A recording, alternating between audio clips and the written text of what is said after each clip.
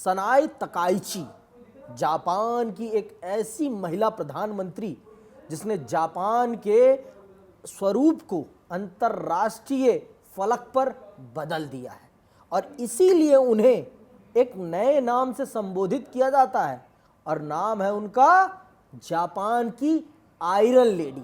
जी हाँ, उन्हें iron lady कहा जाता है और आयरन लेडी कहने के पीछे एक कारण है।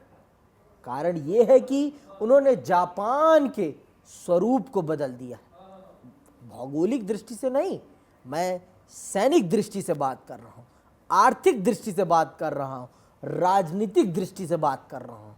जो जापान 1947 के बाद से सेना पर खर्च नहीं करता था, जिस जापान के पास अपनी कोई सशक्त सेना नहीं थी, आज वो जापान अपनी सेना पर खर्च कर रहा है और अपने आप को सैन्य तौर पर मजबूत बना रहा है। और इसके पीछे कारण है क्योंकि उनके दो पड़ोसी हैं और उन दो पड़ोसियों में बहुत खलबली रहती है। किस बात की खलबली? हमेशा दूसरों को उंगली करने की खलबली। एक तो है उत्तर कोरिया, आप सब जानते हैं उत्तर कोरिया वो देश है जो जब चाहता है परमाणु विस्फोट कर देता है और उसे एक नाम देता है परीक्षण का। और ये परीक्षण आप भी जानते हैं और हम भी जानते हैं कि ये परीक्षण सिर्फ परीक्षण नहीं होता, दुनिया को चेताना होता है कि मेरे पास ये ताकत है और अगर आप हमसे लड़े तो आप हमसे बचेंगे नहीं। और दूसरा है चीन। आप सब जानते हैं चीन और जापान एक दूसरे को कभी भी उस दृष्टि से नहीं देखते। कौन सी दृष्टि? विश्वास की दृष्टि। और जहां विश्वास नहीं होता वहां पर शंकाएं होती हैं, वहां पर युद्ध का खतरा भी होता है। और इसी कारण से जापान की ये जो प्रधानमंत्री हैं जिन्हें आयरन लेडी कहा गया है, वो जापान की सैन्य ताकत पर आज के समय पर खर्च कर रही हैं और उसका काया कल्प कर रही हैं, क्योंकि जापान इस बात को समझता है कि अगर उसे अपने भूगोल को बचा के रखना है, अपने भूगोल को बचा कर रखना है, तो उसे अपने आप को किसी और के ऊपर निर्भर नहीं, अपने आप को आत्म सार्थक बनाना पड़ेगा, आत्मनिर्भर बनाना पड़ेगा, जिससे कि वो अपने दुश्मनों को खुद मुंह तोड़ जवाब दे सके। तो आज बात उसी आयरन लेडी की और उनकी इन नीतियों की जिन्होंने उन्हें एक नया नाम दे दिया है, जापान की आयरन लेडी। तो आदर्श जी, मेरा सबसे पहला प्रश्न तो यही रहेगा कि जो जापान और चीन, हम सब जानते हैं कि इनके बीच में वैसा विश्वास नहीं है जैसा हमारा और पाकिस्तान का है। इतना तो खराब नहीं है, लेकिन है वैसा ही, वैसी ही लड़ाई है, वैसी ही प्रतिद्वंदता है। तो आप क्या समझते हैं, ये जो जापान की नई प्रधानमंत्री हैं, इनका जो दृष्टिकोण है ये जापान को किस तरफ लेके जा रहा है? देखिए क्या है ना कि बहुत मुखर होकर बोलती हैं जी, हर मुद्दे पे बहुत मजबूती से पेश आती हैं। दैट्स वाई उनका नाम आयरन लेडी, उनको आयरन लेडी कहा जाता है। भारत से उनके संबंध बहुत अच्छे हैं जी, और ये भारत के लिए प्लस पॉइंट है कि जो चीन बार बार हर चीज में चालाकी करता है, उस पे नकेल कसने के लिए वहां आयरन लेडी का उभरना, वहां आयरन लेडी का आना, ये भारत के लिए मजबूत पक्ष है। अब मैं जैसे क्या है ना कि, और आप ऐसे समझ लो कि जापान को पता है कि कैसे चीन पे नकेल कसा जाएगा, तो चीन के लिए दिक्कत की बात है वहां पे। चीन क्या है, चीन हर जगह ताइवान से भिड़ रहा है, ताइवान के भी पक्ष में है, जापान जो है ताइवान के भी पक्ष में है। तो वहां जो चीजें, एक फ्रंट ये भी है, दूसरा इसका ये भी नजरिया ऐसे देख लीजिए कि ट्रंप जो हैं बार बार चीन को चिता रहे हैं ताइवान के ऊपर, फिर भी चीन मान नहीं रहा है। तो एक तरह से जापान और अमेरिका के संबंध भी अच्छे हैं, बहुत अच्छे। तो वहां भी ये ट्रंप का भी हो सकता है कि जिस तरह से वो उभरी हैं आयरन लेडी, और उनके थ्रू चीन पर नकेल कसा जाए।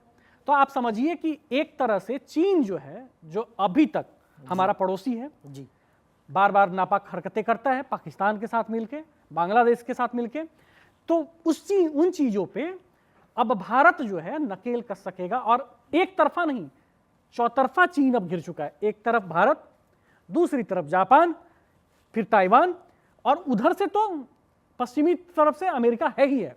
तो ये जो घेराबंदी है, इस घेराबंदी से अभी जो सी जिनपिंग की जो जैसी भी कार्य चल रही है, खबरें आ ही रही हैं कि वहां पे दिक्कतें हो रही है, तख्ता पलट की कोशिश हो रही है, तो इन चीजों का अगर आप मद्देनजर देखते हुए देखें तो जिस तरह से जापान उभर के आया है, आयरन लेडी उभर के आई है, चीन के लिए खतरनाक साबित होगा। सनाए ताक्षी की एक बात और मैं बताऊंगा आपको कि इनका ना डिफेंस को लेकर, इनको साइबर वॉर को लेकर बहुत मतलब पुख्ता है। हम सब जानते हैं कि जापान तकनीक के मामले में दुनिया का सबसे उन्नत देश है और तकनीक के मामले में तो कोई उसे पछाड़ भी नहीं सकता। ऑटोमोबाइल हो गए, आप टेक्नोलॉजी के मामले में वो बहुत उन्नत है। अब वो, और ये भी बात है कि जब सेना थी उसके पास, तो आप भी जानते हैं कि अमेरिका भी उससे खौफ खाता था। अमेरिका को फाइटर प्लेन उपलब्ध कराने का काम जापान ने ही किया था। और दूसरे विश्व युद्ध के बाद जो कायाकल्प हुआ दुनिया में, शक्ति संतुलन, अब यहाँ पर शक्ति संतुलन सबसे बड़ी बात है।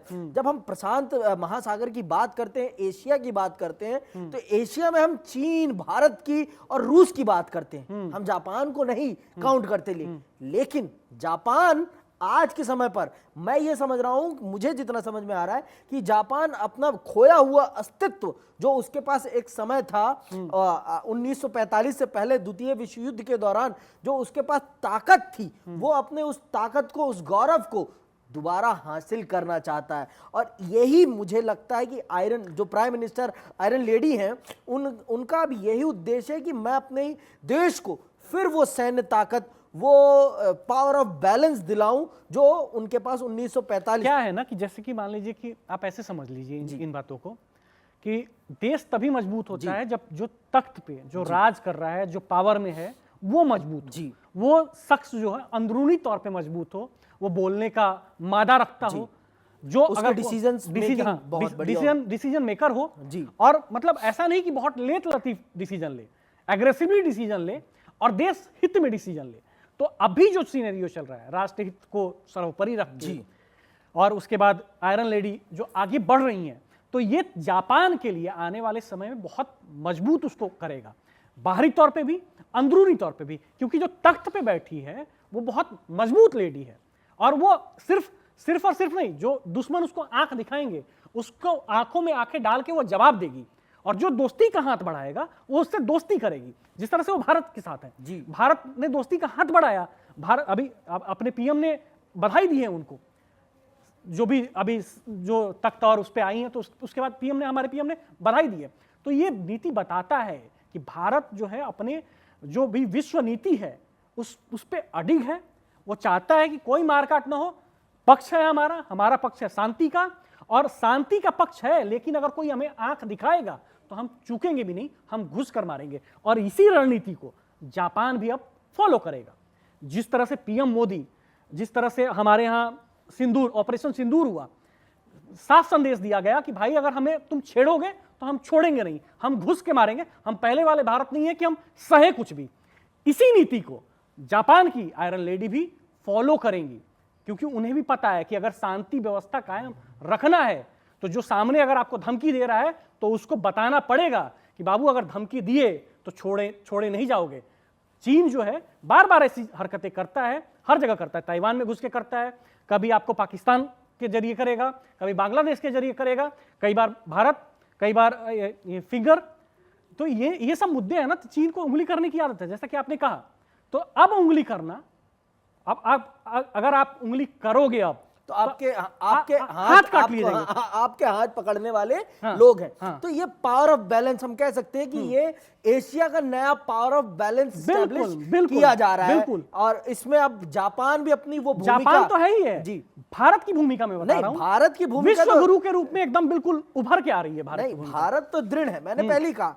जापान ने जो अपना अस्तित्व खोया था, शक्ति का अस्तित्व 1945 के बाद से, वो अस्तित्व वो फिर से अपना ग्रैप अप करने के उद्देश्य में और उस चीज को करवाने में अभी वर्तमान समय की प्रधानमंत्री जो है वो उस चीज को बड़ी तेजी से एग्रेसिवली कर रही है। और ये मैं मानता हूं कि जरूरत भी है, क्योंकि दुनिया को अगर एक शक्ति डोमिनेट करेगी तो वो बेहतर नहीं है। और ये मैं समझता हूं कि अब जब हम लोकतंत्र की बात करते हैं तो दुनिया में भी लोकतंत्र बहुशक्ति केंद्रित रहनी चाहिए, जिससे कि दुनिया संतुलित रहे, कोई भी कभी भी किसी पर हावी ना हो। और हम भारत सबसे बड़ा लोकतंत्र है जी। और हमारा अनुसरण नहीं होगा तो किसका होगा? सही बात। तो पीएम मोदी जो है, पीएम मोदी इस नीति से भी देख रहे हैं जापान को कि चीन जो हरकतें कर रहा है उस पर अगर नकेल कसा जाएगा तो जापान की, क्योंकि थोड़ा सा क्या है, ट्रंप डिसबैलेंस हो जाते हैं बार-बार। वो तो है वो अपना फायदा देखते हैं।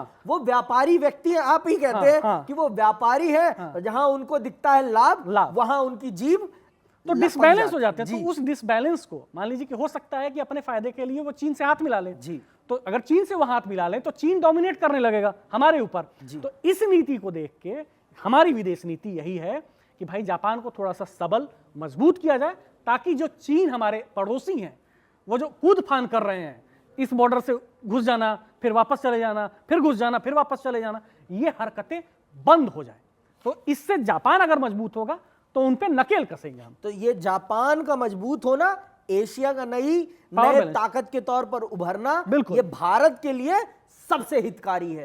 और ये हितकारी इसलिए नहीं, आप देख लीजिए हमारे आजादी के समय कालखंड में भी जापान हमारी मदद के लिए मौजूद था। हमारी दोस्ती नई नहीं है, हमारी दोस्ती बहुत पुरानी है। और इस दोस्ती को कायम रखना, इस दोस्ती को और आगे बढ़ाना हम सब का भी काम है। और हमारा नेतृत्व, भारत का नेतृत्व आज इस चीज को बहुत अच्छे से समझ रहा है कि पावर ऑफ बैलेंस को बनाकर रखने के लिए नए शक्ति के केंद्रों को स्थापित करना और उन्हें सहयोग करना बहुत जरूरी है। तो इस राजनीति में बहुत पेचीदगी होती है, और इस राजनीति को हम आते हैं आपको सरल भाषा में समझाने। तो हमारी सिर्फ एक गुजारिश है आपसे कि आप हमारे शो और हमारे प्लेटफॉर्म कड़क को अपना सहयोग और प्रेम दें। और इसी के साथ मैं विदा लेता हूं।